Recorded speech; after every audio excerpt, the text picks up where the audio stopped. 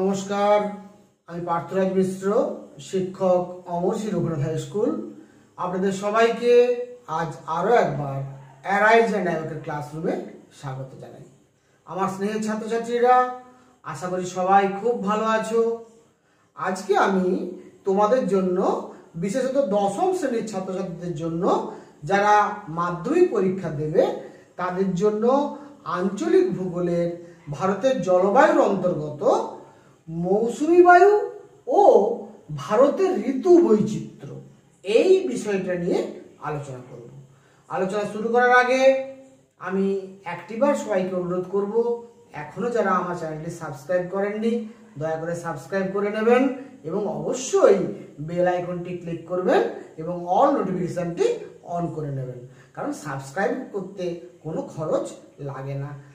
সেই সঙ্গে সকল সম্মানীয় শিক্ষক শিক্ষিকা মণ্ডলীকে আমার তরফ থেকে আন্তরিক ধন্যবাদ, কৃতজ্ঞতা এবং শ্রদ্ধা জানিয়ে, আমার স্নেহের ছাত্রদের ভালোবাসা জানিয়ে আমি আজকের ক্লাস শুরু করছি।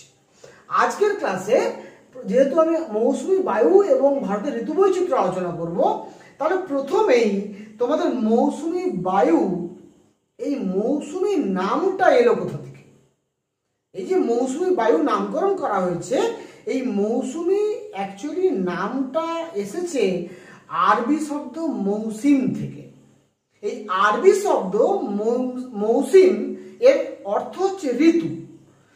এবারে ঋতু ভিত্তিক যেহেতু বাতাসটা তার দিক পরিবর্তন করে, তাই এই বাতাসটার নামকরণ করা হয়েছে মৌসুমী বায়ু। আমরা জানি ভূপৃষ্ঠের সঙ্গে সমান্তরালভাবে, অনুভূমিকভাবে ভূপৃষ্ঠের ওপর দিয়ে যে বায়ু প্রবাহিত হয় তাকে আমরা বায়ু প্রবাহ বলি। এই বায়ু প্রবাহ মূলত 4 রকমের হয়। আমরা জানি নিয়ত বায়ু, আমরা জানি সাময়িক বায়ু, আমরা জানি আকস্মিক বায়ু এবং আমরা জানি স্থানীয় বায়ু। আমি বায়ুমণ্ডল চ্যাপ্টার আলোচনার সময় এই বায়ু প্রবাহগুলো সম্পর্কে বিস্তৃত আলোচনা করেছি। যদি কেউ প্রয়োজন মনে করো, তোমরা বায়ুমণ্ডল চ্যাপ্টারের ওই ভিডিওগুলো যদি একটু দেখে নাও, তাহলে মৌসুমী বায়ুটা তোমাদের বুঝতে সুবিধে হবে। এই যে মৌসুমী বায়ু, এটা বেসিক্যালি একটা সাময়িক বায়ু। সাময়িক বায়ু কাকে বলে? সাময়িকতার অর্থ হচ্ছে মাঝে মাঝে। তাহলে যে বায়ু সারা বছর প্রবাহিত হয় না, বছরের নির্দিষ্ট সময়ে সাময়িকভাবে প্রবাহিত হয়, সেই বাতাসটাকে আমরা বলি সাময়িক বায়ু। এমনকি দিনের নির্দিষ্ট সময়েও প্রবাহিত হলে তাকে সাময়িক বায়ু বলবো। যেমন স্থলবায়ু আর সমুদ্র বায়ু, এটাও কিন্তু সাময়িক বায়ু। আবার মৌসুমী বায়ু, এটাও সাময়িক বায়ু। স্থলবায়ু সমুদ্র বায়ু হচ্ছে দিন এবং রাত্রের, স্থলভাগ এবং জলভাগের উষ্ণতার তারতম্যের ফলে যে বায়ুচাপের তারতম্য হয়, তার ফলে কখনো স্থলভাগ থেকে জলভাগের দিকে বা কখনো জলভাগ থেকে স্থলভাগের দিকে যে বাতাস প্রবাহিত হয় তাকে আমরা স্থলবায়ু বা সমুদ্রবায়ু বলে থাকি। ফলে স্থলবায়ু সমুদ্রবায়ু কিন্তু একটা সাময়িক বায়ু। আবার ঋতুভিত্তিক যদি সাময়িক বায়ু প্রবাহিত হয়, অর্থাৎ একটি ঋতুতে বাতাস যেদিকে প্রবাহিত হচ্ছে তার অন্য ঋতুতে যখন বাতাসটা উল্টো দিক দিয়ে প্রবাহিত হবে, তখন সেটাকেও আমরা কিন্তু সাময়িক বায়ু বলে বলবো। সেদিক থেকে মৌসুমী বায়ু কিন্তু একটা সাময়িক বায়ুর পর্যায়ে পড়বে। তাহলে প্রথমে তোমরা বুঝে নিলে যে মৌসুমী বায়ু ব্যাপারটা কি। মৌসুমী বায়ু হচ্ছে একটা সাময়িক বায়ু। তবে মৌসুমী নামটা এসেছে মৌসিম নামক আরবি শব্দ থেকে। আর এই মৌসিম কথার অর্থ ঋতু। ঋতু ভেদে যখন বায়ু প্রবাহের দিক পরিবর্তন হয়, তখন আমরা সেই বায়ুকে মৌসুমী বায়ু বলে থাকি।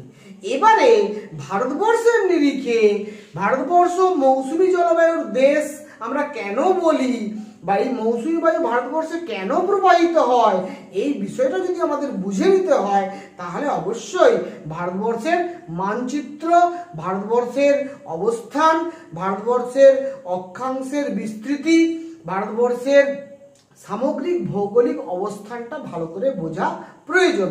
চলে এসো আমরা একটু ভারতবর্ষের মানচিত্রটাকে ভালো করে দেখে নিই এবং সেখান থেকে বুঝে নেওয়ার চেষ্টা করি কেন ভারতবর্ষে মৌসুমী বায়ু প্রবাহিত হয় বা ভারতবর্ষকে মৌসুমী জলবায়ুর দেশ বলা হয়। এইটা দেখো ভারতবর্ষ তোমরা দেখতে পাচ্ছ। এই ভারতবর্ষের একেবারে দক্ষিণ দিক দিয়ে প্রসারিত হয়েছে নিরক্ষরেখা, যার মান হচ্ছে 0 ডিগ্রি। নিরক্ষরেখার মান কত? 0 ডিগ্রি। এই নিরক্ষরেখা থেকে আমরা যদি কন্যাকুমারী অন্তরীপ, ভারতবর্ষের স্থলভাগের দক্ষিণতম বিন্দু, যেখানটা আমি তোমাদের স্কেলটা দিয়ে দেখাচ্ছি, এইটা হচ্ছে কন্যাকুমারী অন্তরীপ।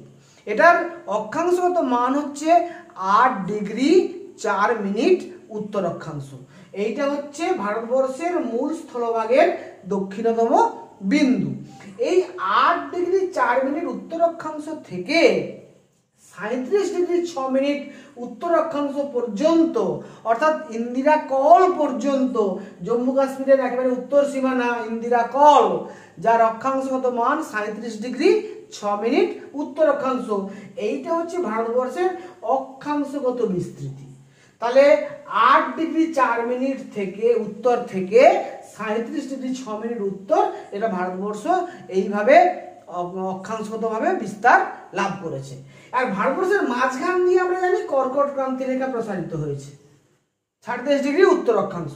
ফলে ভারতবর্ষের দক্ষিণ দিকটা বা উপদ্বীপীয় ভারত যেটা, দক্ষিণ ভারত বা উপদ্বীপীয় ভারত যেটা, সেটা কিন্তু ক্রান্তীয় মণ্ডলে অবস্থিত।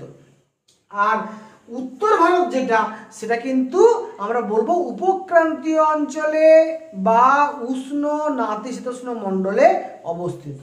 তাহলে এই মাঝখান দিয়ে কর্কট ক্রান্তি রেখা বা 37 ডিগ্রি উত্তর অক্ষরেখা প্রসারিত হওয়ার জন্য এবং একেবারে দক্ষিণ দিক দিয়ে নিরক্ষরেখা প্রসারিত হওয়ার জন্য যে ঘটনাটা ঘটে, আমরা কিন্তু পৃথিবীর বার্ষিক গতি পড়ার সময় তোমাদেরকে আলোচনা করেছিলাম ক্লাস 9-এ, একবার মনে করে দেখো যে আমরা 4টে ডেট আলোচনা করেছিলাম: 21শে মার্চ, 21শে জুন, 23শে সেপ্টেম্বর, 22শে ডিসেম্বর। এই 4টি ডেট খুব ইম্পর্ট্যান্ট। কেন না, এই 4টি ডেটে, এই 4টি তারিখে অ্যাকচুয়ালি সূর্য আমাদের কর্কট ক্রান্তি রেখা, নিরক্ষরেখা এবং মকর ক্রান্তি রেখার উপরে লম্বভাবে কিরণ দেয়। এই যে সূর্য কর্কট ক্রান্তি রেখা এবং মকর ক্রান্তি রেখা এবং নিরক্ষরেখা উপরে লম্বভাবে কিরণ দেয়, কোন ডেটে কোথায় কিরণ দেয় না, 21শে জুন তারিখে সূর্য কিরণ দেয় কর্কট ক্রান্তি রেখার উপরে। 21শে জুন তারিখে সূর্য কোথায় কিরণ দেয়? কর্কট ক্রান্তি রেখার উপরে। আবার 21শে মার্চ এবং 23শে সেপ্টেম্বর সূর্য কিরণ দেয় নিরক্ষরেখার উপরে। 21শে মার্চ এবং 23শে সেপ্টেম্বর সূর্য কিরণ দেয় নিরক্ষরেখার উপরে। আর 22শে ডিসেম্বর সূর্য কিরণ দেয় একেবারে মকর ক্রান্তি রেখার উপরে। ভারত মহাসাগরের একেবারে মাঝখানে মকর ক্রান্তি রেখা প্রসারিত হয়েছে। সেই মকর ক্রান্তি রেখা 37 ডিগ্রি দক্ষিণ অক্ষরেখা, তার উপরে সূর্য লম্ব কিরণ দেয় 22শে ডিসেম্বর তারিখে। ফলে সূর্য যখন এইখানে কর্কট ক্রান্তি রেখার উপরে লম্বভাবে কিরণ দেবে, তখন কি হবে? ভারতবর্ষের স্থলভাগ বেশি করে উত্তপ্ত হবে। স্থলভাগ যখন বেশি করে উত্তপ্ত হবে, তখন স্থলভাগে নিম্নচাপ কেন্দ্রের সৃষ্টি হবে। সেই সময় কিন্তু ভারত মহাসাগরের জলভাগ তখন কিন্তু সূর্য থেকে দূরে থাকবে। ফলে ভারতবর্ষের জলভাগের উষ্ণতা তখন কম হবে। জলভাগের উষ্ণতা কম হলে এখানে কিন্তু উচ্চচাপ কেন্দ্রের সৃষ্টি হবে। তখন এই উচ্চচাপ কেন্দ্র থেকে ভারতবর্ষের স্থলভাগের নিম্নচাপ কেন্দ্রের দিকে বাতাস দৌড়ে আসবে। এই বাতাসটা কিন্তু জলভাগ থেকে স্থলভাগের দিকে আসবে। তাই এই বাতাসটাকে আমরা বলবো, কি বলবো? অ্যাকচুয়ালি দক্ষিণ পশ্চিম মৌসুমী বায়ু। বেসিক্যালি দক্ষিণ পূর্ব আয়ন বায়ু যে প্রবাহিত হচ্ছে, যেটাকে আমরা নিয়ত বায়ু বলি, এই দক্ষিণ পূর্ব আয়ন বায়ু যখন এখানে গভীর নিম্নচাপ কেন্দ্র সৃষ্টি হবে 21শে জুন তারিখ সময়ে, যখন সূর্য কর্কট ক্রান্তি রেখায় লম্বভাবে কিরণ দেবে, তার 1.5 মাস আগে থেকে 1.5 মাস পর পর্যন্ত এই যে পিরিয়ডটা, সেখানে কি ঘটবে না, এখানে নিম্নচাপ হওয়ার জন্য এই নিম্নচাপের আকর্ষণে দক্ষিণ পূর্ব আয়ন বায়ু আকর্ষিত হয়ে নিরক্ষরেখ অতিক্রম করে ফেরেলের সূত্র অনুসারে ডান দিকে বেঁকে দক্ষিণ পশ্চিম মৌসুমী বায়ুতে পরিণত হবে এবং এই ভারতবর্ষের নিম্নচাপ কেন্দ্রের দিকে অগ্রসর হবে। এই দক্ষিণ পশ্চিম মৌসুমী বায়ুকে আমরা বলি গ্রীষ্মকালীন মৌসুমী বায়ু। এটাকে বলছি গ্রীষ্মকালীন মৌসুমী বায়ু। বেসিক্যালি কিন্তু গ্রীষ্মকালে যেহেতু এই বাতাসটা সৃষ্টি হচ্ছে এবং এই বাতাসের প্রভাবে ভারতবর্ষে বৃষ্টিপাত হচ্ছে বা বর্ষাকালের সূচনা হচ্ছে, তাই এটাকে বলছি আমরা গ্রীষ্মকালীন মৌসুমী। আবার ঠিক যখন শীতকালে 22শে ডিসেম্বর তারিখে সূর্য যখন মকর ক্রান্তি রেখায় লম্বভাবে কিরণ দেবে, ভারত মহাসাগরের উপর সূর্য যখন লম্বভাবে কিরণ দেবে, তখন ভারত মহাসাগরে নিম্নচাপ কেন্দ্রের সৃষ্টি হবে। উষ্ণতা বাড়লে বায়ুর চাপ কমে যায় আমরা জানি, তাই উষ্ণতা বাড়লে যেহেতু বায়ুর চাপ কমে যায় বা বায়ুর নিম্নচাপ হয়, তাই 22শে ডিসেম্বর তারিখে সূর্য যখন এখানে অবস্থান করবে, লম্বভাবে কিরণ দেবে, তখন ভারত মহাসাগর বেশি করে উত্তপ্ত হবে, ভারত মহাসাগরে গভীর নিম্নচাপ কেন্দ্র সৃষ্টি হবে এবং ভারতীয় স্থলভাগ তখন সূর্য থেকে দূরে থাকবে, ফলে ভারতীয় স্থলভাগ তখন একটি উচ্চচাপ কেন্দ্র সৃষ্টি হবে এবং এই উচ্চচাপ কেন্দ্র থেকে এই নিম্নচাপ কেন্দ্রের দিকে বাতাস আকর্ষিত হবে। এই বাতাসটা কিন্তু আমরা জানি যেহেতু এখানে উত্তর গোলার্ধে উত্তর পূর্ব আয়ন বায়ু প্রবাহিত হয়, এই উত্তর পূর্ব আয়ন বায়ুটাই কিন্তু আকর্ষিত হয়ে এগোবে। এটাকে আমরা বলছি উত্তর পূর্ব মৌসুমী বায়ু। তাহলে শীতকালীন মৌসুমী বায়ুটার নাম হচ্ছে উত্তর পূর্ব মৌসুমী বায়ু আর গ্রীষ্মকালীন মৌসুমী বায়ুটার নাম হচ্ছে দক্ষিণ পশ্চিম মৌসুমী বায়ু। তাহলে অ্যাকচুয়ালি দক্ষিণ পূর্ব আয়ন বায়ুটাই এই নিম্নচাপের দ্বারা আকর্ষিত হয়ে নিরক্ষরেখ অতিক্রম করে ফেরেলের সূত্র অনুসারে ডান দিকে বেঁকে, ফেরেলের সূত্র অনুসারে এইখানটা যে দক্ষিণ পূর্ব আয়ন বায়ু ছিল, যখনই নিরক্ষরেখ অতিক্রম করে তখন ডান দিকে বেঁকে গেল, ডান দিকে বেঁকে এটাই হয়ে গেল দক্ষিণ পশ্চিম মৌসুমী বায়ু। এই দক্ষিণ পশ্চিম মৌসুমী বায়ুটাকে আমরা বলছি গ্রীষ্মকালীন মৌসুমী। আর শীতকালে যখন জলভাগে নিম্নচাপ হবে তখন স্থলভাগ থেকে যে বাতাসটা আকর্ষিত হবে, সেই বাতাসটা উত্তর পূর্ব দিক থেকে আসবে, তার নাম উত্তর পূর্ব মৌসুমী বায়ু।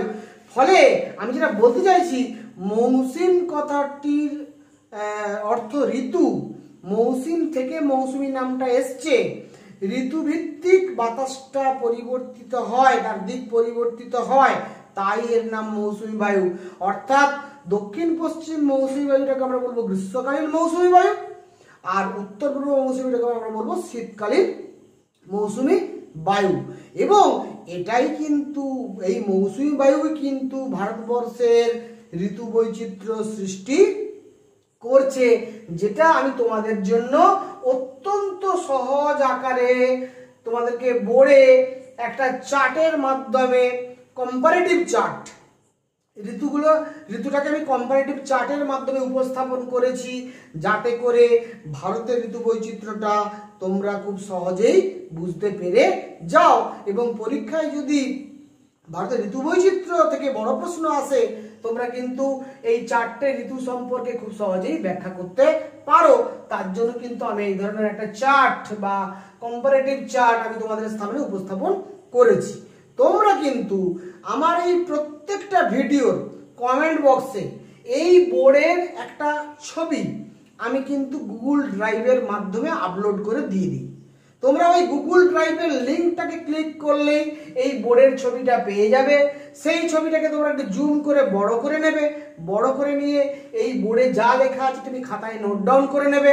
দেখবে তোমার কাছে পুরো ব্যাপারটা খুব ইজি হয়ে গেছে এবং তুমি কিন্তু আমার এই বোর্ডের লেখাগুলো সহজেই পেয়ে যাবে এবং এইটুকু লেখা পরীক্ষাতে লিখলেই কিন্তু সাফিসিয়েন্ট। তাহলে এবার চলে এসো, যেটা আমি আলোচনা করব যে মৌসুমী বায়ু এবং ভারতের ঋতু বৈচিত্র্য, সেই মূল আলোচনায় চলে আসি। এখানে দেখো মৌসুমী বায়ুর আগমন ও প্রত্যাগমন, মানে মৌসুমী বায়ু কখন আসছে এবং কখন ফিরে যাচ্ছে, উষ্ণতা, বায়ুর চাপ, বায়ু প্রবাহ, বৃষ্টিপাত। কি বললাম? উষ্ণতা মানে বায়ুর উষ্ণতা, বায়ুর চাপ, বায়ু প্রবাহ এবং বৃষ্টিপাত। এগুলো কি? এগুলো হচ্ছে আমরা জানি আবহাওয়া এবং জলবায়ুর বিভিন্ন উপাদান।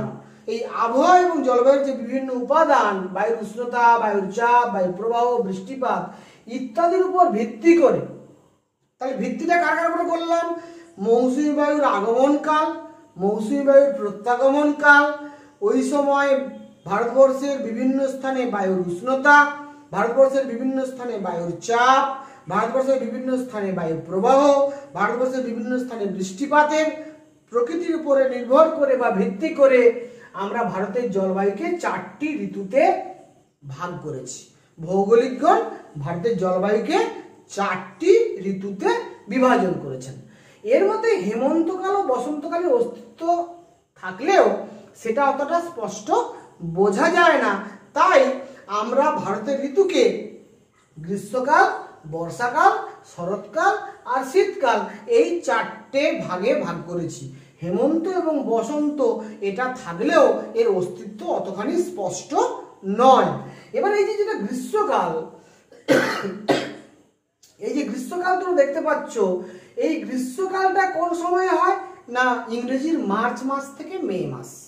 ইংরেজির মার্চ মাস থেকে মে মাস এইটাকে আমরা বলছি গ্রীষ্মকাল। কোথাকার গ্রীষ্মকাল? ভারতের গ্রীষ্মকাল। ভারতের গ্রীষ্মকাল। বর্ষাকাল সময়টা কখন না জুন মাস থেকে সেপ্টেম্বর মাস, এইটা হচ্ছে বর্ষাকাল। শরৎকাল কখন না অক্টোবর এবং নভেম্বর মাস, এটা হচ্ছে শরৎকাল। অর্থাৎ এখন আমি যখন তোমাদের ক্লাস করছি, আজকে তোমার 12ই অক্টোবর, তখন কিন্তু অ্যাকচুয়ালি শরৎকাল, আমাদের শরৎকালের মধ্যে ঢুকে পড়েছি। আর ডিসেম্বর থেকে ফেব্রুয়ারি এইটা হচ্ছে আমার শীতকাল।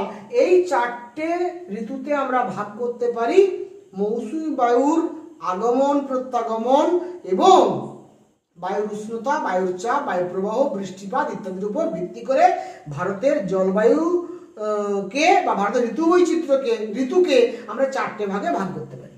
তাহলে বোঝা গেছে ব্যাপারটা। এবারে আমরা কিন্তু পরীক্ষার হলে লিখবো এই 4টে পয়েন্টের উপর ভিত্তি করে। কি কি না উষ্ণতা, বায়ুর চাপ, বায়ু প্রবাহ এবং বৃষ্টিপাত। এই 4টে পয়েন্টের উপর ভিত্তি করে লিখবো কোন ঋতুতে ভারতবর্ষের কোন অংশের উষ্ণতা কেমন থাকে, কোন অংশে কেমন বায়ুর চাপ থাকে, কোন অংশে কেমন কিভাবে বৃষ্টিপাত হয়। এইটা যদি আমরা বলে নিতে পারি, আমাদের কিন্তু ঋতু বৈচিত্র্য ব্যাখ্যা করা হয়ে যাবে। চলে এসো দেখে নিই গ্রীষ্মকালে কি অবস্থা হয় উষ্ণতা। গ্রীষ্মকালে রাজস্থান কোথায় আমরা জানি, রাজস্থান হচ্ছে এইটা একেবারে উত্তর পশ্চিম দিকে, এটা হচ্ছে রাজস্থান। এখানে থর মরুভূমি আছে। রাজস্থানের ম্যাক্সিমামটাই মরুভূমির অন্তর্গত আমরা জানি, যদিও সেই মরুভূমির আবার বিভিন্ন ভূপ্রাকৃতিক বিভাজন আছে, আমরা সেগুলো আগে পড়ে এসেছি। এই রাজস্থান এইটাকে আমরা বলছি উত্তর পশ্চিম অংশ। এই সময়ে রাজস্থানের টেম্পারেচার থাকে 50 থেকে 52 ডিগ্রি সেন্টিগ্রেড গ্রীষ্মকালে। মধ্য ভারত মানে এটাকে আমরা বলছি মধ্য ভারত। এই যে এইটাকে আমরা বলছি মধ্য ভারত, অর্থাৎ কর্কট ক্রান্তি রেখার আশপাশের যে অঞ্চল, উত্তরপ্রদেশ, মধ্যপ্রদেশ, দিল্লি, হরিয়ানা, পাঞ্জাব, গুজরাটের পূর্ব অংশ, রাজস্থানের পূর্ব অংশ, এই যে রিজিয়নটা ছত্তিশগড়, এইটাকে আমরা বলছি মধ্য ভারত। তাহলে মধ্য ভারতের টেম্পারেচার কত থাকে না 45 থেকে 50 ডিগ্রি সেন্টিগ্রেড।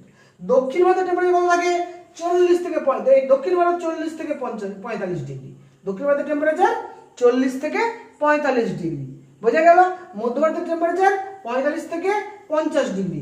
আর উত্তর পশ্চিম ভারতের টেম্পারেচার থাকে 50 থেকে 52 ডিগ্রি সেন্টিগ্রেড। আর পার্বত্য স্থানে অর্থাৎ হিমালয়ের পার্বত্য অঞ্চলে বা এই যে বিন্ধ্য পার্বত্য অঞ্চল আছে, পশ্চিমঘাট পার্বত্য অঞ্চল আছে, এই পার্বত্য অঞ্চলগুলোতে কিন্তু টেম্পারেচার থাকে গ্রীষ্মকালে 15 থেকে 20 ডিগ্রি সেন্টিগ্রেড। তাহলে উষ্ণতাটা তোমরা বুঝলে। এবার দেখো এই সময় যে বায়ুর চাপ কেমন থাকে না, ভারতবর্ষের বিভিন্ন স্থানে স্থানীয়ভাবে নিম্নচাপ সৃষ্টি হয়। যেহেতু গরম প্রচন্ড পড়ে, তাই স্থানীয়ভাবে বিভিন্ন নিম্নচাপ সৃষ্টি হয়। এই যে স্থানীয়ভাবে নিম্নচাপ সৃষ্টি হয়, তার ফলে আমরা কি দেখব না পশ্চিমবঙ্গে কালবৈশাখী, আসামে বরদই ছোলা, কেরালায় আম্রবৃষ্টি, কর্ণাটকে চেরি ব্লসমস নামক ঝড় বৃষ্টির সৃষ্টি হতে আমরা দেখি। তাহলে এই যে স্থানীয় নিম্নচাপ সৃষ্টি হচ্ছে, এই স্থানীয় নিম্নচাপের প্রভাবে আমাদের পশ্চিমবঙ্গ সহ পূর্ব ভারতে কালবৈশাখী ঝড়ের সৃষ্টি হয়। কেরালা এবং কর্ণাটকের উপকূলে, পশ্চিম উপকূলে আমরা দেখব সেখানে কিন্তু আম্রবৃষ্টি হয়। আর কর্ণাটকে ওই সময় কফি চাষের উপকার হয় বলে চেরি ব্লসমস বলা হয়। আসামে ওই কালবৈশাখী ঝড়ের অপর নাম হচ্ছে বরদই ছলা। ফলে এই যে ঝড়গুলো সৃষ্টি হয়, কেন সৃষ্টি হয় না স্থানীয় নিম্নচাপের কারণে। আমি কালবৈশাখী সম্পর্কে একটু বলে নিই। অ্যাকচুয়ালি ছোটনাগপুর মালভূমি অঞ্চলে, এইটা যে ছোটনাগপুর মালভূমি অঞ্চল, বুঝতেই পারছো এটা কিন্তু একেবারে কর্কট ক্রান্তি রেখার উপরে অবস্থিত। যখন সূর্য 21শে জুনের আশপাশের সময়ে সূর্য যখন এখানে উত্তর গোলার্ধে কর্কট ক্রান্তি রেখার উপরে লম্বভাবে কিরণ দেয়, তখন এই অঞ্চলে প্রচণ্ড উত্তাপ বেড়ে যায়। মধ্যভারতের টেম্পারেচার আমি বলেছি 45 থেকে 50 ডিগ্রি সেন্টিগ্রেড হয়ে যায়। এই যে টেম্পারেচার বেড়ে গেল, ফলে এখানে একটা গভীর নিম্নচাপের সৃষ্টি হলো। তখন কি হবে, বঙ্গোপসাগর থেকে জলীয় বাষ্প ওই নিম্নচাপের দিকে দৌড়ে যাবে, জলীয় বাষ্পপূর্ণ বায়ু। আরব সাগর থেকেও জলীয় বাষ্পপূর্ণ দৌড়ে যাবে। আবার হিমালয়ের পার্বত্য অঞ্চল থেকে শুষ্ক বায়ু দৌড়ে আসবে। এই যে দুটো বিপরীতধর্মী বাতাস, একটি উষ্ণ এবং আর্দ্র বায়ু, একটি হচ্ছে শীতল এবং শুষ্ক বায়ু, এরা কিন্তু এই নিম্নচাপ কেন্দ্রের দিকে আকর্ষিত হয়ে দৌড়ে যাবে এবং এখানে একটা ঘূর্ণবর্তা সৃষ্টি হবে। সেই ঘূর্ণবর্তার প্রভাবে কিন্তু একটা কিউমুলোনিম্বাস মেঘের সৃষ্টি হবে এবং বজ্র বিদ্যুৎ সহ ঝড় বৃষ্টি হবে এই পূর্ব ভারতের বিভিন্ন অঞ্চলে। এই রকম ঝড়কেই আমরা বলছি কালবৈশাখীর ঝড়। আসামে এই ঝড়টার নাম হচ্ছে বরদইছলা। কেরালা এবং কর্ণাটক উপকূলে এর নাম হচ্ছে আম্রবৃষ্টি। কেরালায় এই ঝড়ের ফলে বা বৃষ্টির ফলে কফি চাষের উপকার হয়, তাই এর নাম চেরি ব্লসমস। ফলে এই যে কালবৈশাখী হোক, বরদইছলাই হোক বা আম্রবৃষ্টি হোক, এগুলো কিন্তু স্থানীয় নিম্নচাপ সৃষ্টির কারণে হয়। তাহলে নিশ্চিতভাবে গ্রীষ্মকাল সম্পর্কে ধারণা লাভ করতে পারলে এই সময় যে বৃষ্টিপাতটা হয়, সেই বৃষ্টিপাতটা ভারতবর্ষের মোট বৃষ্টিপাতের একটি অতি সামান্য অংশ। এই সময় দেখা গেছে 20 থেকে 40 সেন্টিমিটার বৃষ্টিপাত হয়। ভারতবর্ষে মোট যদি আমরা ধরে নিই 150 থেকে 200 সেন্টিমিটার গড় বৃষ্টিপাত হয়, তার মধ্যে 20 থেকে 40 সেন্টিমিটার বৃষ্টিপাত হয় গ্রীষ্মকালে। এই বৃষ্টিটাকে আমরা পরিচলন বৃষ্টি বলতে পারি, এই বৃষ্টিটাকে আমরা ক্রান্তীয় ঘূর্ণ বৃষ্টিপাতও বলতে পারি। কখনো কখনো পরিচলন বৃষ্টিপাত হয়, কখনো কখনো ক্রান্তীয় ঘূর্ণ বৃষ্টিপাত সংঘটিত হয় স্থানীয় নিম্নচাপ সৃষ্টির কারণে এবং বৃষ্টিপাতের পরিমাণ 20 থেকে 40 সেন্টিমিটার। এটাই হচ্ছে গ্রীষ্মকালের বৈশিষ্ট্য। এবারে চলে এসো বর্ষাকাল। বর্ষাকালে কি হয়? বর্ষাকালে দেখো জুন থেকে সেপ্টেম্বর মাস। আমরা সবাই জানি আমাদের ভারতবর্ষে এই জুন মাসের 1 তারিখ, জুন মাসের 1 তারিখে কেরালাতে কিন্তু দক্ষিণ পশ্চিম মৌসুমী বায়ু পৌঁছে যায়। এটা কেরালার উপকূল। এই কেরালাতে কিন্তু দক্ষিণ পশ্চিম মৌসুমী পৌঁছে যায় কবে? জুন মাসের 1 তারিখে। আন্দামান নিকোবর দ্বীপপুঞ্জেও কিন্তু বর্ষা পৌঁছে যায় বা দক্ষিণ পশ্চিম মৌসুমী পৌঁছে যায় জুন মাসের 1 তারিখে। এবং আমাদের এই পশ্চিমবঙ্গে বর্ষা পৌঁছতে জুনের 10, 12 বা 14 তারিখ হয়ে যেতে আমরা দেখি। মোটামুটি ভাবে জুন মাসের প্রথমেই কিন্তু আমাদের ভারতবর্ষের বঙ্গোপসাগরের আন্দামান নিকোবর দ্বীপপুঞ্জে এবং মূল স্থলভাগের কেরালার উপকূলে আমরা দক্ষিণ পশ্চিম মৌসুমী বায়ু কি চলে আসতে দেখি। এই বর্ষাকালের ওই জন্য আরেকটি নাম আছে, তার নাম হচ্ছে দক্ষিণ পশ্চিম মৌসুমী বায়ুর আগমনকাল। কেন আগমন ঘটে আমি আগেই বলেছি যে দেখতেই পাচ্ছ জুন মাস, জুন থেকে সেপ্টেম্বর, তাহলে 21শে জুন সূর্য কর্কট রাশিতে লম্বভাবে কিরণ দেবে, অর্থাৎ এই সময় কিন্তু সূর্য ভারতবর্ষের স্থলভাগের উপরে অবস্থান করছে। ফলে স্থলভাগে গভীর নিম্নচাপ সৃষ্টি হচ্ছে। এই গভীর নিম্নচাপ কেন্দ্রের দিকে জলভাগ থেকে জলভাগের উচ্চতাপযুক্ত অঞ্চল থেকে বাতাস আকর্ষিত হচ্ছে। এই বাতাস যখন আকর্ষিত হচ্ছে, সেই বাতাসটা নিরক্ষরেখা অতিক্রম করার পর ফ্রেডের সূত্র অনুসারে ডান দিকে বেঁকে দক্ষিণ পশ্চিম মৌসুমী বায়ুতে রূপান্তরিত হয়ে এই নিম্নচাপ কেন্দ্রের দিকে অগ্রসর হচ্ছে। এই নিম্নচাপ কেন্দ্রের জন্যই কিন্তু এখানে দক্ষিণ পশ্চিম মৌসুমী বায়ু 1 তারিখে কেরালায় পৌঁছে যায়। তাহলে আমি এটাই বলতে চাইছি তোমাদেরকে যে এই সময় উষ্ণতা কেমন থাকে দেখে নিই। বর্ষাকালে আমাদের কি হয় না, ভারতবর্ষে যে তীব্র গরম ছিল, বর্ষার এই আগমনে যখন প্রথম বৃষ্টি হয়, এটাকে আমরা বলি মৌসুমী বিস্ফোরণ। প্রচণ্ড গরম ছিল, সেই গরমের পরে হঠাৎ জুন মাসের 1 তারিখে কেরালার উপকূলে দক্ষিণ পশ্চিম মৌসুমীর আগমনের ফলে বৃষ্টির সূত্রপাত হলো, আন্দামান নিকোবর দ্বীপপুঞ্জে বৃষ্টির সূত্রপাত হলো এবং আস্তে আস্তে জুন মাসের আরও কয়েকদিন অতিবাহিত হলে আস্তে আস্তে ভারতবর্ষের বিভিন্ন প্রান্তে বর্ষাকালের সূচনা হলো। এটাকেই বলা হচ্ছে মৌসুমী বিস্ফোরণ। কি বলা হচ্ছে? মৌসুমী বিস্ফোরণ। এই সময় ভারতবর্ষের যে উষ্ণতা একটু কমে যায়। যে গরমের সময় যে টেম্পারেচার ছিল, টেম্পারেচার 5 থেকে 10 ডিগ্রি সেন্টিগ্রেড গড়ে কমে যায়। কত টেম্পারেচার দাঁড়ায়? এই সময় ভারতের গড় তাপমাত্রা থাকে 25 থেকে 30 ডিগ্রি সেন্টিগ্রেড, যেটা ছিল প্রায় 40 ডিগ্রি সেন্টিগ্রেডের কাছাকাছি গড় উষ্ণতা গোটা ভারতবর্ষের গড় যেখানে ছিল প্রায় 40 ডিগ্রি সেন্টিগ্রেড, সেখানটা কিন্তু কমে হয়ে গেল প্রায় 25 থেকে 30 ডিগ্রি সেন্টিগ্রেড, এবং দক্ষিণ ভারতের উষ্ণতা হয়ে গেল 28 থেকে 32 ডিগ্রি সেন্টিগ্রেড। তাহলে উত্তর ভারতের উষ্ণতা হয়ে গেল 25 থেকে 30 ডিগ্রি সেন্টিগ্রেড, এবং দক্ষিণ ভারতের উষ্ণতা হয়ে গেল 28 থেকে 32 ডিগ্রি সেন্টিগ্রেড। এবং এই সময় বায়ুচাপের অবস্থা কি হয় না, ভারতীয় স্থলভাগ তথা উত্তর ভারতে গভীর নিম্নচাপ সৃষ্টি হয়। ভারতীয় স্থলভাগ, এই স্থলভাগে কিন্তু গভীর নিম্নচাপ সৃষ্টি হতে আমরা দেখব।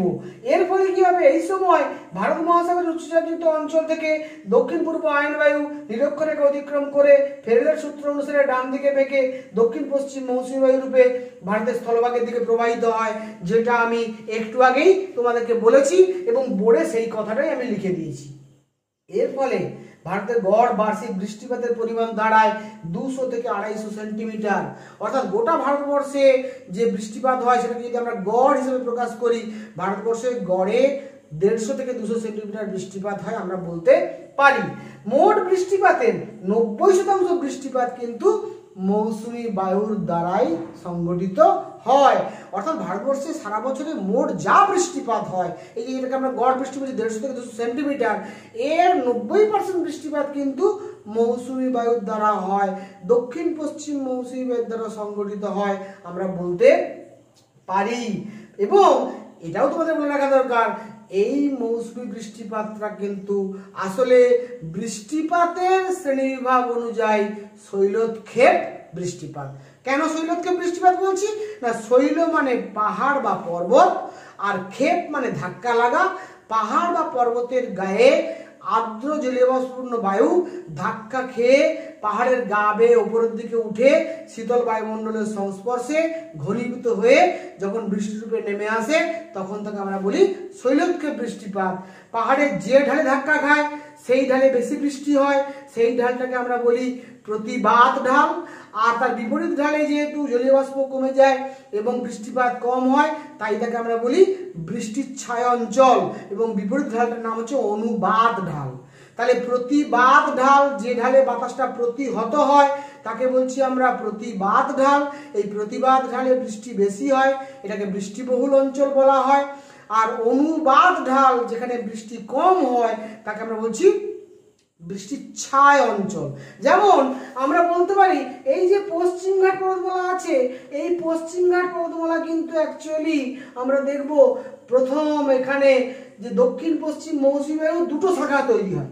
দক্ষিণ পশ্চিম মৌসুমী বায়ুর একটা শাখা হচ্ছে আরব সাগরের উপর দিয়ে যেটা প্রবাহিত হয়, তার নাম আরব সাগরীয় শাখা। আর আরেকটা শাখা যেটা বঙ্গোপসাগরের উপর দিয়ে প্রবাহিত হয়, তার নাম বঙ্গোপসাগরীয় শাখা। অর্থাৎ দক্ষিণ পূর্ব আয়ন বায়ু, আমি আবারও দেখাচ্ছি ম্যাপে, দক্ষিণ পূর্ব আয়ন বায়ু নিরক্ষরেখা অতিক্রম করার পর ফেরেলের সূত্র অনুসারে ডান দিকে বেঁকে দুটো শাখায় বিভক্ত হলো, একটি আরব সাগরীয় শাখা, অপরটি হয়ে গেল বঙ্গোপসাগরীয় শাখা। আমি কিন্তু তোমাদের দেখাচ্ছি এই আরব সাগরীয় শাখাটা কিন্তু প্রথম পশ্চিমঘাট পর্বতমালার পশ্চিম ঢালে বাধা পেল। পশ্চিম ঢালে বাধা পেয়ে পশ্চিম উপকূলীয় সমভূমিতে প্রচুর বৃষ্টিপাত ঘটালো। এই পশ্চিম উপকূলীয় সমভূমিতে প্রচুর বৃষ্টিপাত সংঘটিত হয়, কিন্তু এই পশ্চিম উপকূলীয় সমভূমি পেরিয়ে যখনই বাতাসটা পশ্চিমের পূর্ব ঢালে চলে আসে, দাক্ষিণাত্যের মালভূমির ভেতরে চলে আসে, তখন সেখানে আর খুব বেশি বৃষ্টিপাত হয় না। এই অংশটাকে আমরা বলছি বৃষ্টির ছায়া অঞ্চল। তাহলে পশ্চিম ঢালে বেশি বৃষ্টিপাত হয়, এটা বৃষ্টি বহুল অঞ্চল, আর এটা হচ্ছে বৃষ্টির ছায়া অঞ্চল। অর্থাৎ মৌসুমী বায়ু কিন্তু অ্যাকচুয়ালি শৈলক্ষেপ বৃষ্টিপাত ঘটায়। যেমন কালবৈশাখী ঝড় মূলত পরিচলন বৃষ্টিপাত এবং ক্রান্তীয় ঘূর্ণ বৃষ্টিপাত ঘটায়, তেমন মৌসুমী বায়ু কিন্তু মূলত শৈলক্ষেপ বৃষ্টিপাত ঘটায়। নিশ্চয়ই তোমরা বুঝতে পেরে গেছো এতক্ষণে। তাহলে আমি যেটা তোমাদের বলতে চাইছি যে এইভাবে যেমন এখানে যেমন ঘটলো, একইভাবে বঙ্গোপসাগরীয় শাখা সে কিন্তু গিয়ে প্রথম উত্তর পূর্ব ভারতে, এখানে যে মেঘালয় মালভূমি আছে, গারো পাহাড়, খাসিয়া পাহাড়, জয়ন্তিয়া পাহাড়, এই পাহাড়গুলো আছে, পূর্বাঞ্চলের পর্বত আছে, নাগা, পাটকই, মিসমি, লুসাই, বিভিন্ন ধরনের পর্বতগুলো এখানে আছে, এবং অরুণাচল প্রদেশের যে পাহাড় পর্বত, হিমালয়ের পূর্ব হিমালয়ের যে পার্বত্য অংশ আছে, এই অংশে ধাক্কা খেয়ে এই অংশেও প্রচুর বৃষ্টিপাত ঘটায়।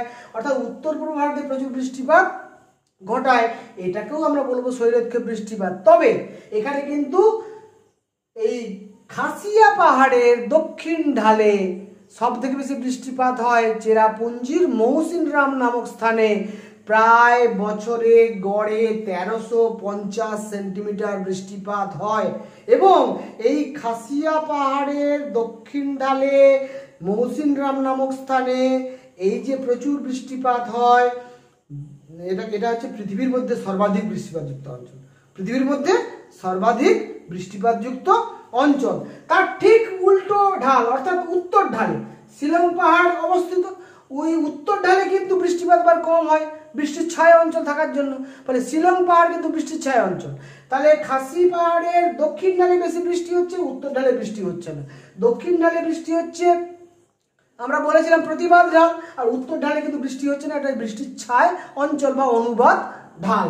তাহলে বুঝতেই পারছো এটা এই মৌসিনরাম যেখানটা আমি হাত দিয়ে দেখাচ্ছি, এইটা হচ্ছে আমার পৃথিবীর সব থেকে বেশি বৃষ্টিপাতযুক্ত অঞ্চল। এখানে যেমন প্রচুর বৃষ্টিপাত হয় পশ্চিম উপকূলীয় সমভূমি অঞ্চলে, পশ্চিমঘাটের পশ্চিম ঢালে, তেমন আবার পূর্ব ঢালে কম বৃষ্টি হয়, এটা বৃষ্টির ছায়া অঞ্চল। এখানে যেরকম দক্ষিণ ঢালে বেশি বৃষ্টি হয়, উত্তর ঢালে বৃষ্টি কম হয়, এইভাবে আমরা বুঝতে পারি। আর বঙ্গোপসাগরীয় শাখার আরেকটি অংশ হিমালয় পর্বতের দক্ষিণ ঢাল বরাবর পশ্চিম দিকে অগ্রসর হতে থাকে, ক্রমশ বিহার, উত্তরপ্রদেশ, পাঞ্জাব, হরিয়ানার দিকে বৃষ্টিপাত ঘটাতে থাকে, এবং যত পশ্চিম দিকে যায় তত বৃষ্টিপাতের পরিমাণ ক্রমশ কমতে থাকে। যদি আমরা দেখি পশ্চিমবঙ্গে 200 সেন্টিমিটার বৃষ্টিপাত হয়, বিহারে 150 সেন্টিমিটার বৃষ্টিপাত হবে, ইউপিতে আমরা দেখবো 100 সেন্টিমিটার বৃষ্টিপাত হবে, পাঞ্জাব হরিয়ানাতে যখন যাবে ওটা হয়ে যায় 75 সেন্টিমিটার বৃষ্টিপাত, ক্রমশ বৃষ্টিপাত কমতে কমতে যাবে। ফলে দক্ষিণ পশ্চিম মৌসুমী বায়ুর আরব সাগরীয় শাখার প্রভাবে কিন্তু অ্যাকচুয়ালি পশ্চিমের মধ্যে ঢাকাকে বৃষ্টিপাত ঘটানো হচ্ছে, আর বঙ্গোপসাগর শাখার প্রভাবে কিন্তু অ্যাকচুয়ালি উত্তর পূর্ব ভারত সহ উত্তর ভারত কিন্তু বৃষ্টিপাতের মুখে পড়ছে।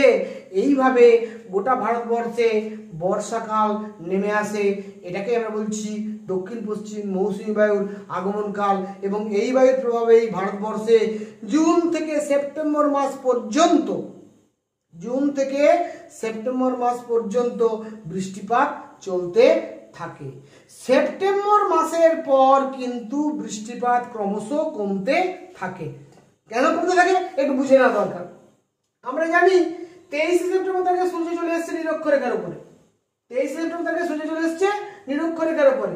যখন সূর্য নিরক্ষরেখার উপরে চলে এসেছে তখন কিন্তু উভয় গোলার্ধ সমান আলো এবং তাপ পাচ্ছে।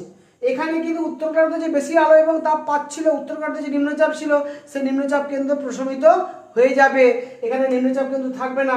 ফলে দক্ষিণ গোলার্ধ থেকে দক্ষিণ গোলার্ধে উচ্চচাপ কেন্দ্র থাকবে না। এই যে মাঝখানে সূর্যের অবস্থান থাকার জন্য উভয় গোলার্ধ সমান আলো এবং তাপ পাবে, তার ফলে কিন্তু আমরা দেখব এই ঘটনাটা ঘটবে। এবং আমরা কিন্তু লক্ষ্য করব যে এই সময় বৃষ্টিপাত এখানে নিম্নচাপটা প্রশমিত হয়ে যাওয়ার জন্য, উচ্চচাপটা প্রশমিত হয়ে যাওয়ার জন্য, সূর্য নিরক্ষরেখার উপর লম্বভাবে কিরণ দেওয়ার জন্য এখানে কিন্তু বৃষ্টিপাত ক্রমশ কমতে শুরু করবে। এবং 23 সেপ্টেম্বর সূর্য আবার ক্রমশ দক্ষিণ দিকে অগ্রসর হতে 22 ডিসেম্বর তারিখে সূর্য পৌঁছে যাবে মকর ক্রান্তি রেখার উপরে। মকর ক্রান্তি রেখার যখন পৌঁছে যাবে তখন ভারত মহাসাগরীয় অঞ্চলে তখন কি হবে, নিম্নচাপ কেন্দ্র সৃষ্টি হবে, এবং এই নিম্নচাপের প্রভাবে ভারতবর্ষের স্থলভাগ থেকে বাতাস আকর্ষিত হবে এবং উত্তর পূর্ব মৌসুমী বায়ুর সূচনা ঘটবে। সেটা কিন্তু ভারতবর্ষে তখন শীতকাল সূচিত হবে। একদিকে উত্তর গোলার্ধ তখন আলো এবং তাপ কম পাবে, সূর্য তখন দক্ষিণ গোলার্ধে লম্বভাবে কিরণ দিচ্ছে। দ্বিতীয়ত এখান থেকে বাতাসটা শীতল এবং শুষ্ক বাতাস যখন স্থলভাগ থেকে জলভাগের দিকে যাবে তখন স্থলভাগের বাতাসটা দিকে যাওয়ার জন্য জলীয় বাষ্প থাকবে না, তাই বৃষ্টিপাত হবে না। তাই ভারতবর্ষের আমরা দেখি শীতকাল জলবায়ু শুষ্ক থাকে। যাই হোক, তাহলে এবার আমরা যদি শরৎকালের দিকে চলে আসি, শরৎকাল মানে অক্টোবর এবং নভেম্বর মাস। ভারতের গড় উষ্ণতা কত? 20 থেকে 25। তাহলে বর্ষাকালে ছিল 25 থেকে 30, আর এখানে হয়ে গেল 20 থেকে 25। আর টেম্পারেচার ডাউন হলো, সূর্যের অবস্থান অনুসারে টেম্পারেচার ডিপেন্ড করবে। দক্ষিণ ভারতের টেম্পারেচার 25 থেকে 27 ডিগ্রি সেন্টিগ্রেড থাকবে। এই সময় সূর্য দক্ষিণ গোলার্ধে ভারত মহাসাগরের উপর আস্তে আস্তে ঝুঁকতে শুরু করে, লম্বভাবে কিরণ দিতে শুরু করে, ফলে ভারতের স্থলভাগে নিম্নচাপ অবলুপ্ত হয়, যেটা আমি এক্ষুনি বললাম। এর প্রভাবে উত্তর ভারতে উচ্চচাপ সৃষ্টি হয়, দক্ষিণ পশ্চিম মৌসুমী বায়ু এই সময় ভারত মহাসাগরে ফিরে যায় এবং আশ্বিনের ঝড়ের সূত্রপাত হয়। এই আশ্বিনের ঝড় ব্যাপারটা একটু বুঝে নেওয়ার দরকার আছে। আশ্বিনের ঝড় ব্যাপারটা কি না, আশ্বিনের ঝড় হচ্ছে আশ্বিন মাস, মানে যেটাকে আমরা বলি অক্টোবর মাস, ইংরেজিতে অক্টোবর মাস, বাংলায় আশ্বিন মাস। সেই সময় কি হচ্ছে, সূর্য কিন্তু অবস্থান করছে আমরা বলবো নিরক্ষরেখা পেরিয়ে দক্ষিণ গোলার্ধে ভারত মহাসাগরের উপর। তাহলে ভারত মহাসাগরে বেশি করে জলভাগ উত্তপ্ত হচ্ছে, ফলে ভারত মহাসাগরের জলভাগে দক্ষিণ বঙ্গোপসাগরে, আন্দামান সাগরে, ভারত মহাসাগরে তখন কিন্তু এখানে নিম্নচাপ সৃষ্টি হবে। আর এখানে তখন উচ্চচাপ সৃষ্টি হবে কোথায়, উত্তর ভারতে, উত্তর পশ্চিম ভারতে। এই উত্তর পশ্চিম ভারত থেকে এই নিম্নচাপের দিকে বাতাস আকর্ষিত হবে। এই বাতাসটা যখন আকর্ষিত হবে তখন কি হবে, এই বাতাসটা কিন্তু তুলনামূলক শুষ্ক বাতাস। আবার এখান থেকে যখন প্রত্যাবর্তনের মৌসুমী বায়ু ফিরছে ওটা আর্দ্র। তাহলে একটা হচ্ছে শুষ্ক বাতাস এবং আর্দ্র বাতাসের সম্মেলনের ফলে এক ধরনের ঘূর্ণিঝড়ের সৃষ্টি হবে। এটাকে আমরা বলছি আশ্বিনের ঝড়। সেই জন্য আমরা দেখি আশ্বিন মাসে বঙ্গোপসাগরে, বিশেষত দক্ষিণ বঙ্গোপসাগরে, আন্দামান সাগরে বেশ কিছু নিম্নচাপ, ঘূর্ণিবাত এবং ঘূর্ণিঝড় সৃষ্টি হয় প্রত্যেক বছর। আমরা কিন্তু এই সময়ে দুটো সময়ে ঘূর্ণিবাত সৃষ্টি হয়, একটা হচ্ছে মে জুন মাসে গ্রীষ্মের শুরুতে একবার, আবার গ্রীষ্মের শেষে শরৎকালে একবার বঙ্গোপসাগরে কিন্তু ঘূর্ণিঝড়ের সৃষ্টি হতে আমরা দেখি। তাহলে আশ্বিনের ঝড় ব্যাপারটা বোঝা গেল। এই ঝড়ের প্রভাবে উড়িষ্যা, অন্ধ্র এবং তামিলনাড়ুর উপকূলে কিন্তু বৃষ্টি হবে। এই যে ঝড়টা সৃষ্টি হবে, যেটাকে আমরা বলছি নিম্নচাপটা সৃষ্টি হলো, সেই নিম্নচাপের প্রভাবে কিন্তু এই তামিলনাড়ুর উপকূল, অন্ধ্র উপকূল, উড়িষ্যা উপকূলে কিন্তু বৃষ্টিপাত হবে। এবং আমরা দেখেছি যে এই করমণ্ডল উপকূল যেটাকে আমরা বলি, এই করমণ্ডল উপকূলে কিন্তু বর্ষাকালে যখন দক্ষিণ পশ্চিম মৌসুমী আসে তখন একবার বৃষ্টিপাত হয়, আবার যখন দক্ষিণ পশ্চিম মৌসুমী ফিরে যায় তখনও কিন্তু একবার বৃষ্টিপাত হয়। ফলে এখানে দুটো ঋতুতে বৃষ্টিপাত হতে আমরা দেখি। তাই এই অঞ্চলটাকে আমরা বলি বছরের দুটো ঋতুতে বৃষ্টিপাত যুক্ত অঞ্চল। বছরের দুটো ঋতুতে বৃষ্টিপাত যুক্ত অঞ্চল। তাহলে বুঝতে পারলে করমণ্ডল উপকূল অঞ্চল কিন্তু বছরের দুটো ঋতুতে বৃষ্টিপাত যুক্ত অঞ্চল। একটা দক্ষিণ পশ্চিম মৌসুমী আসার সময় বৃষ্টিপাত হচ্ছে বর্ষাকালে, আবার দক্ষিণ পশ্চিম মৌসুমী ফিরে যাওয়ার সময় শরৎকালে এবং শীতকালেও কিছুটা বৃষ্টিপাত ঘটাচ্ছে। তাই দুটো ঋতুতে বৃষ্টিপাত হয় করমণ্ডল উপকূলে আমরা বলতে পারি। এবারে চলে আসবো শীতকালে। শীতকালের টাইমটা কোথায়, না শীতকাল হচ্ছে ডিসেম্বর থেকে ফেব্রুয়ারি মাস। এই সময় উষ্ণতা কেমন থাকে, না উত্তর ভারতের গড় উষ্ণতা থাকে 10 থেকে 15 ডিগ্রি সেন্টিগ্রেড, আর দক্ষিণ ভারতের উষ্ণতা কেমন থাকে, না 15 থেকে 20 ডিগ্রি সেন্টিগ্রেড। পার্বত্য স্থানে তাপমাত্রা হিমাঙ্কের নিকটবর্তী হয় এবং পার্বত্য অঞ্চলে কিন্তু তুষারপাত হতে আমরা দেখি। তাহলে পার্বত্য অঞ্চলে তাপমাত্রা তখন হিমাঙ্কের কাছাকাছি চলে যায় এবং পার্বত্য অঞ্চলে তুষারপাত হয়। আর উত্তর ভারতের টেম্পারেচার 10 থেকে 15, আর দক্ষিণ ভারতের উত্তর ভারতের টেম্পারেচার 10 থেকে 15 ডিগ্রি সেন্টিগ্রেড, আর দক্ষিণ ভারতের টেম্পারেচার 15 থেকে 20 ডিগ্রি সেন্টিগ্রেড হতে দেখি আমরা। বায়ুচাপ কি হয়, না সূর্য দক্ষিণ গোলার্ধে লম্বভাবে কিরণ দেওয়ার জন্য দক্ষিণ গোলার্ধে ভারত মহাসাগরে নিম্নচাপ এবং ভারতীয় স্থলভাগে তখন উচ্চচাপ কেন্দ্রের সৃষ্টি হবে। তার ফলে উত্তর পূর্ব আয়ন বায়ু, উত্তর পূর্ব মৌসুমী বায়ু নামে ভারতীয় স্থলভাগ থেকে ভারত মহাসাগরের দিকে প্রবাহিত হয়। এটাকেই আমরা বলছি উত্তর পূর্ব মৌসুমী বায়ু, এটাকেই আমরা বলছি ঋতুভিত্তিক স্থলবায়ু। ঠিক আছে, তাহলে দক্ষিণ পশ্চিম মৌসুমী এটাকে আমরা বলছি ঋতুভিত্তিক সমুদ্র বায়ু, আর উত্তর পূর্ব মৌসুমীটাকে আমরা বলছি ঋতুভিত্তিক স্থলবায়ু।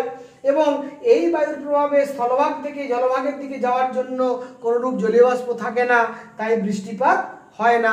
তাই ভারতবর্ষে শীতকাল শুষ্ক থাকে। শুধুমাত্র ভারতবর্ষে শীতকালে মাঝে মাঝে উত্তর পশ্চিম অংশে পাঞ্জাব, হরিয়ানা এই রিজিয়নে পশ্চিমী ঝঞ্ঝার প্রভাবে কখনো কখনো কিছু বৃষ্টিপাত সংঘটিত হয়।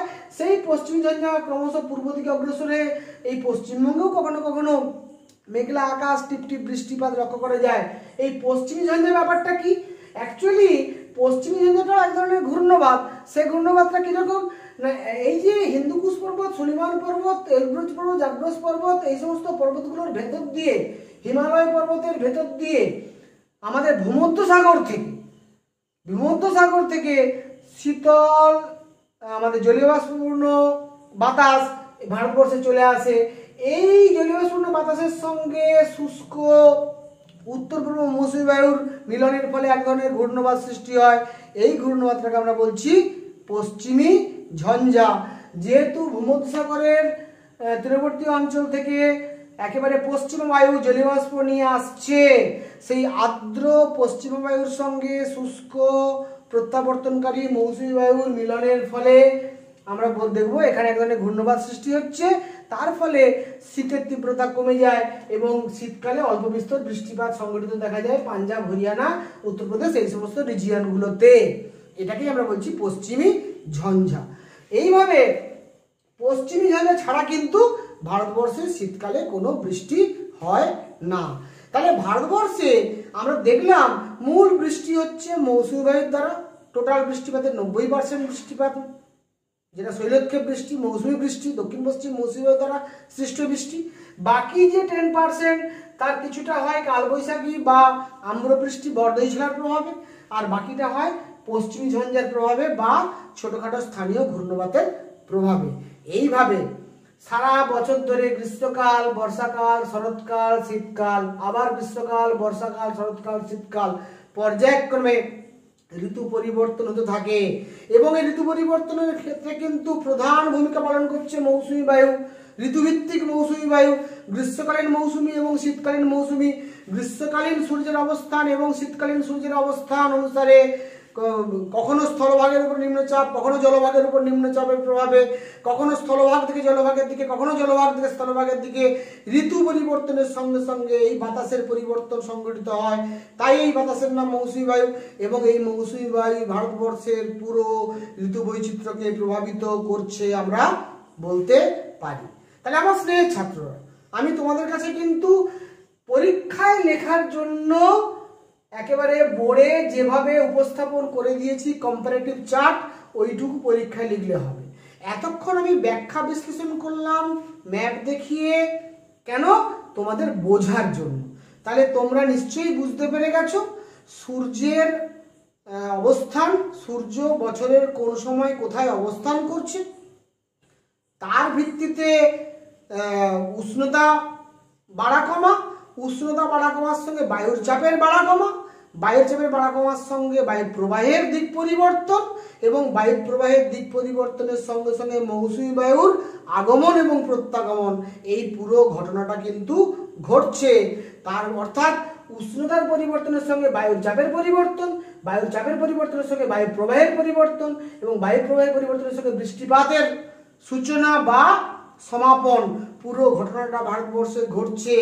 তাই ভারতবর্ষকে মৌসুমী জলবায়ুর দেশ বলা হয় এবং ভারতবর্ষের জলবায়ু মৌসুমী বায়ুর দ্বারা প্রভাবিত আমরা বলতে পারি এবং ভারতবর্ষের সমগ্র ঋতু বৈচিত্র্য মৌসুমী বায়ুর উপরে নির্ভরশীল বলে আমরা বলে থাকি। আবার এই মৌসুমী বায়ু কোন বছর কতটা সক্রিয় হবে বা কতটা নিষ্ক্রিয় হবে সেটা নির্ভর করছে জেট বায়ু, যেটা ট্রপোস্ফিয়ারের ঊর্ধ্বসীমানায়, বায়ুমণ্ডলের ঊর্ধ্বস্তরে ট্রপোস্ফিয়ারের ঊর্ধ্বসীমানায় যে সর্পিলাকার তীব্র গতিবেগ সম্পন্ন বাতাস প্রবাহিত হয়, সেই জেট বায়ুর অবস্থানের উপরে এবং এল নিনো লা নিনা এই দুটো শীতল এবং উষ্ণ সমুদ্র স্রোত, প্রশান্ত মহাসাগরীয় স্রোতের উপরে মৌসুমী বায়ুর সক্রিয়তা বা নিষ্ক্রিয়তা নির্ভর করে।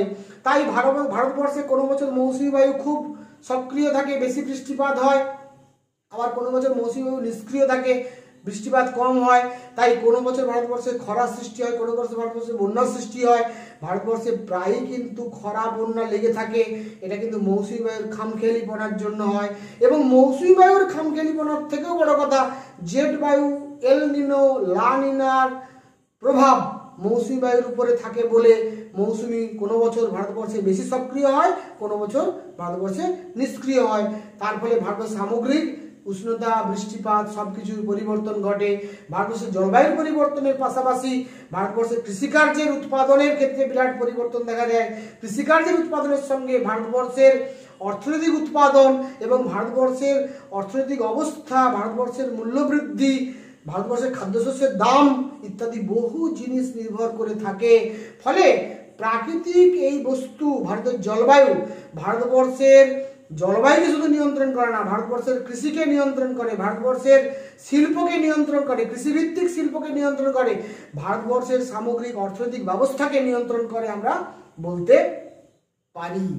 স্নেহের ছাত্ররা, আশা করি তোমরা পুরো ব্যাপারটা বুঝতে পেরেছো। এবং তোমাদের যদি ভিডিওটা ভালো লাগে তোমরা অবশ্যই লাইক, শেয়ার এবং সাবস্ক্রাইব করবে এই আশা রেখে সবাইকে যথাযোগ্য স্থানে আরেকবার সম্মান শ্রদ্ধা জানিয়ে আমি কিন্তু আজকের ক্লাস এখানেই শেষ করছি। Thank you very much.